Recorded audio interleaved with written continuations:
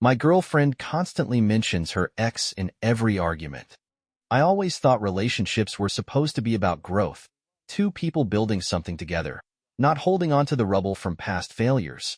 But here I am, 2 years deep into a relationship with Rachel, feeling like there's a third person lingering in every room we argue in. His name is Ben, and apparently, he was perfect, or at least perfect enough for Rachel to use him as a benchmark for every disagreement we've had. At first, it was subtle. She'd say something like, Ben would have known I was upset without me having to say anything, or Ben always planned the most thoughtful dates. I brushed it off in the beginning, assuming it was just leftover baggage she hadn't unpacked yet. Everyone brings some kind of history into a new relationship, right? But over time, these mentions became sharper, more specific, and way too frequent to ignore. We'd argue about small things, like me forgetting to grab her favorite oat milk from the store or spending too much time on my phone during date night, and somehow, it would always loop back to him. Ben never did this. Ben always did that. It's like I wasn't even fighting with Rachel anymore. I was fighting with the ghost of her past relationship, and let me tell you, ghosts are impossible to win against. But the real breaking point, the thing that made me realize this wasn't just an occasional slip but a pattern, happened last weekend. We were at a friend's wedding, sitting at a beautifully decorated table under twinkling fairy lights. I leaned over to tell her how stunning she looked, hoping to create one of those little romantic movie moments. But instead of smiling, she sighed and said, Ben would have slow danced with me by now. I couldn't even process it at first.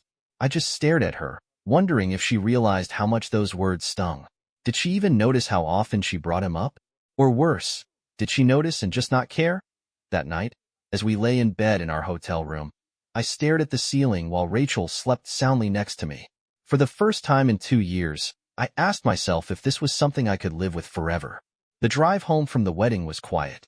Rachel was scrolling through her phone, humming along to some playlist, completely unaware that I was unraveling in the driver's seat.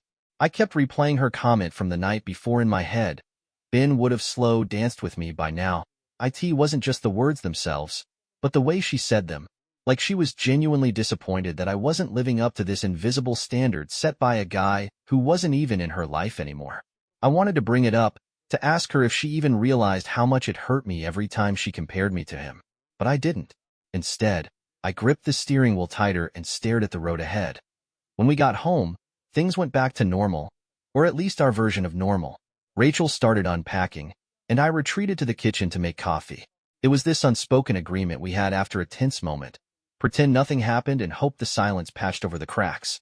But the thing about cracks is, if you don't fix them, they just get bigger. A week later, we had another argument. Something stupid, honestly. I forgot to take the trash out on time, and the bin overflowed. Rachel sighed, rubbed her temples, and said, Ben never needed reminders for basic things like this. That was it. That was the moment I couldn't keep quiet anymore. I asked her if she realized how often she mentioned him. How every time we had a disagreement, it felt like she was pulling him out of her pocket like some kind of trump card. Rachel froze, like she'd been caught doing something she wasn't supposed to. She opened her mouth, then closed it again. After a long pause, she finally said, I didn't realize I did that. I'm sorry. But here's the thing. Her apology didn't feel real. It felt rehearsed, like she was saying what she thought I wanted to hear, just to end the conversation. And honestly, I wasn't even sure she could stop comparing me to him. That night, I lay awake again, staring at the ceiling while Rachel slept beside me. I wasn't angry anymore. I was just tired. Tired of feeling like I was auditioning for a role I'd never be good enough to play. The next morning, I told her I needed some space. Not a breakup, just some time apart to think. She didn't fight me on it. She just nodded and said, okay. And that's how I ended up sleeping on my best friend Mike's couch, wondering if Rachel and I were actually fixable, or if I'd been fighting a losing battle from the start. Mike's couch wasn't exactly comfortable, but it felt like a safe space. He didn't pry or bombard me with questions, just tossed me a spare blanket and said, stay as long as you need, man. I appreciated that because I had no idea how long I would need. The thing about space is that it gives you clarity, whether you want it or not. Sitting in Mike's dimly lit living room with his cat glaring at me from the corner, I realized how much of my relationship with Rachel had been shadowed by someone who wasn't even around anymore. Ben had become this ever-present, invisible measuring stick, and I'd spent 2 years trying and failing to measure up. After a few days, Rachel texted me. Nothing dramatic, just a simple, "Are you okay?" I stared at my phone for way too long before replying, "Yeah, just thinking." Her response was quick, "I miss you." And I missed her too, which made everything even more frustrating. Because it wasn't like I didn't love Rachel, I did. But love wasn't enough if every argument was going to turn into a seance where we summoned the ghost of her ex-boyfriend. The week passed before I decided to go back. Not because I had answers, but because I needed to have a real conversation with Rachel. Sitting on Mike's couch and stewing in my thoughts wasn't going to fix anything. When I walked into our apartment, Rachel was sitting on the edge of the couch, knees pulled up to her chest like she'd been waiting there for hours. The place felt heavy, like every piece of furniture had absorbed the tension between us. She looked up at me and said, "I'm glad you're home." I didn't sit down. I stood there, hands in my pockets, and said, "We need to talk." The conversation started calm, too calm, honestly. I told her how I felt like I was always being compared to Ben, how every argument seemed to turn into a contest I could never win. Rachel listened, nodding along, her eyes red and glassy. But then I asked the question that had been gnawing at me for weeks. "Do you still have feelings for him?" Her silence said more than any words could. When she finally spoke, her voice was small. "I don't think so, but I don't know how to let go of what we had." I felt like the air had been knocked out of me. Not because she said she still loved him, she didn't, but because she admitted she wasn't sure if she'd fully moved on. And suddenly, I realized the truth. I had spent 2 years trying to build something with someone who was still holding onto pieces of her past. That night, I slept in our bed while Rachel slept on the couch. Neither of us said it out loud, but we both knew something fundamental had cracked between us. The morning after our conversation was quiet. Not the peaceful kind of quiet, like when you wake up to a soft drizzle on a Sunday morning. No, this was the thick, suffocating kind of quiet where every noise, every clink of a coffee mug, every shuffle of feet, felt loaded with unspoken words. Rachel and I moved around each other like two strangers sharing an elevator. She stayed on her side of the apartment, scrolling through her phone, and I stayed on mine, aimlessly rearranging the same 3 items on the kitchen counter. At one point, she said she was going to her friend's place for a while. I just nodded and said, "Okay." No kiss goodbye. No, "See you later." Just the sound of the door clicking shut behind her. When she left, I sat down on the couch and let out a breath I didn't realize I'd been holding. The reality of our situation hit me like a freight train. We weren't fine. In fact, I wasn't sure if we'd ever been fine. I kept replaying her words from the night before in my head. "I don't think so, but I don't know how to let go of what we had." It wasn't fair. I had given everything to this relationship: patience, love, forgiveness, and yet I still felt like a backup plan. Like some understudy in a play where the lead actor never shows up, I texted Mike and asked if he was free. An hour later, we were sitting on bar stools in a dimly lit dive bar, nursing cheap beers. Mike listened while I spilled everything. The wedding comment, the trash argument, her admission that she wasn't sure if she'd moved on. "Man," Mike said after a long pause, "you can't build a future with someone who's still holding onto their past." It was the most obvious thing in the world, yet hearing him say it out loud made it feel real. When I got home that night, Rachel was back. She was sitting cross-legged on the floor, sorting through an old shoebox. Photos, letters, little keepsakes.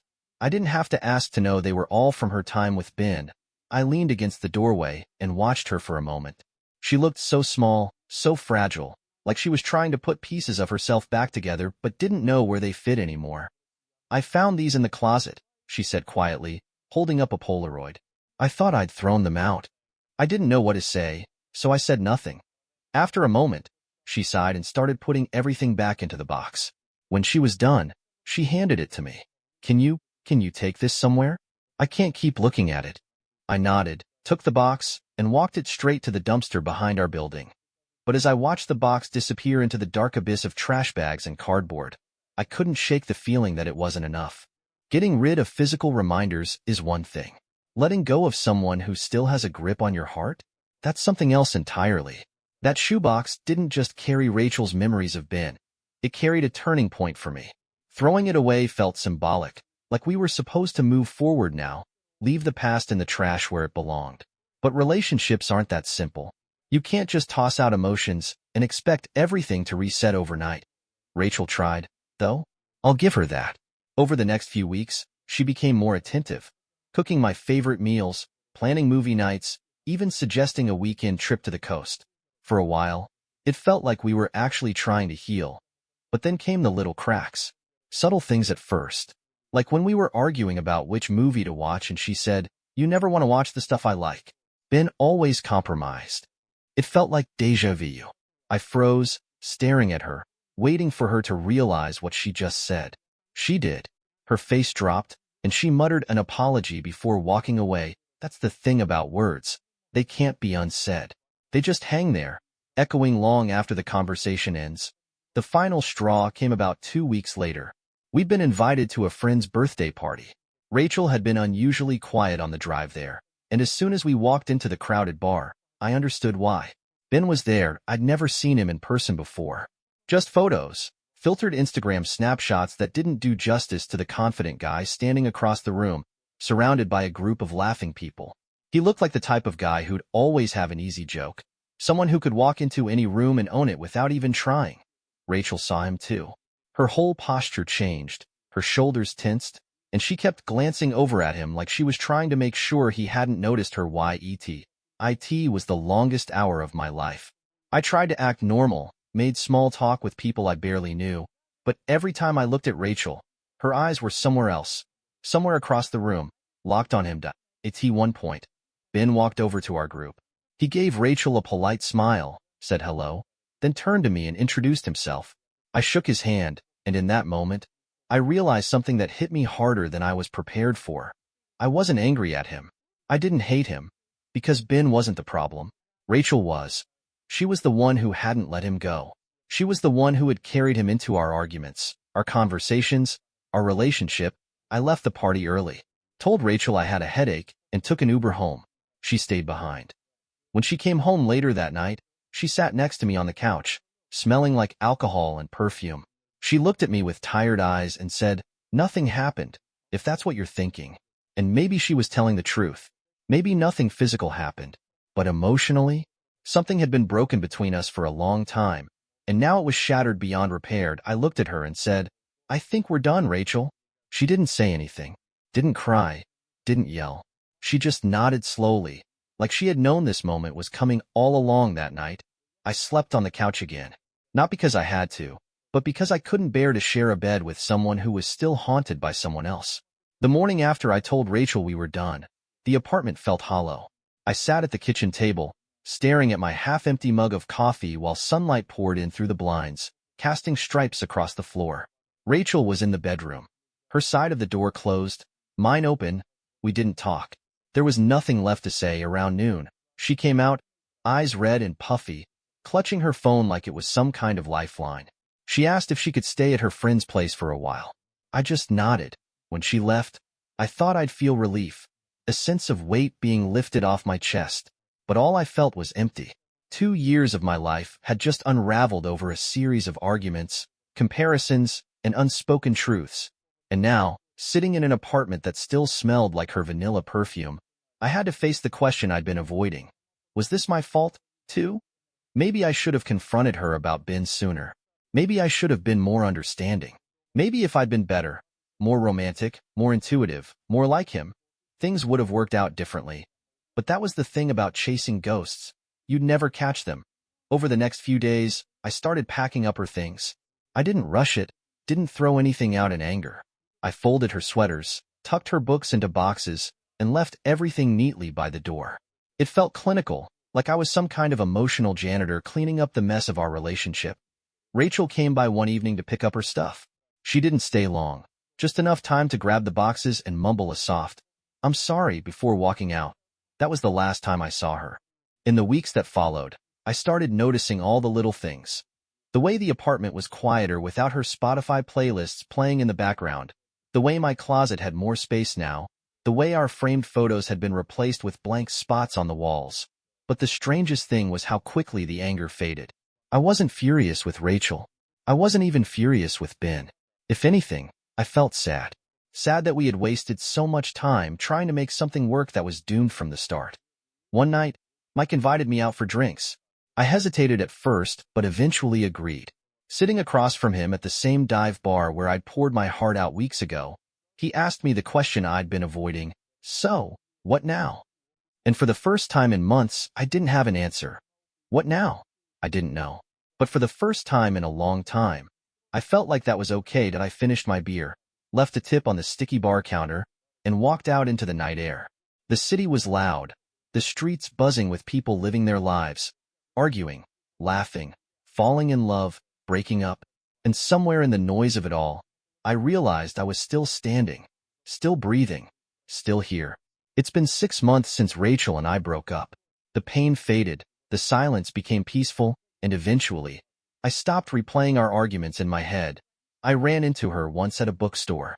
We made eye contact, exchanged a small smile, and walked away without a word. That was our closure, a quiet understanding that our story was over. Therapy helped me see I wasn't responsible for Rachel's inability to let go of Ben, but I was responsible for staying in a situation where I felt second best. Now, I'm okay. I've been running, reading, and spending more time with friends. Love isn't supposed to feel like a competition, and I'm done trying to win a race I never signed up for. Somewhere in all this mess, I found something I hadn't felt in a long time: peace.